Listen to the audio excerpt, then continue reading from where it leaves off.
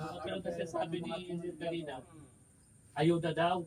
Pag ayuda kasi, napikli dito yan sa politiko. Dapat subsidy yung nire-request natin. Gobyerno ang magpuproduce ng pangailangan ng sektor. Diba? Subsidy. Gobyerno yon. Walang politiko na dapat magtitake credit doon. Nangyayari kasi ginagawang ayuda yung mga tao, mga mahihirap. Nakatutok ngayon si ayuda.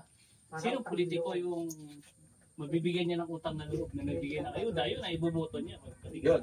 Kaya dalawa problema natin. Yung mga politiko na ang mga proyekto ay para sa kanya, recognition.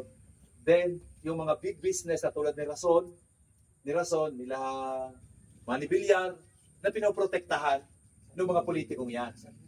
Kaya yun ang dalawang problema po natin.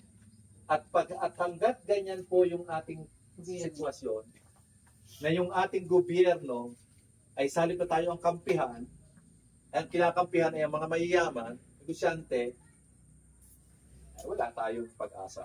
Malapit na nakabutuan ni Mika Pangupay. Ayun. Kaya Laguna division ito, di ba kuya? Sakop na Laguna. At yung ayuda, tama yun. Pang-maintain. Pang-maintain ng boto yun eh. Para sa mga sila, Subsidy yun. ang nakapwesto. Ito, dito ilalagay pa ata na 2,000 acres na lalagyan ng solar panel. Sa umusola. Di sa pangil, paite. Basta yung ang pangil lang hindi pumayag. Kaya ang pangil wala nang tulad. Pero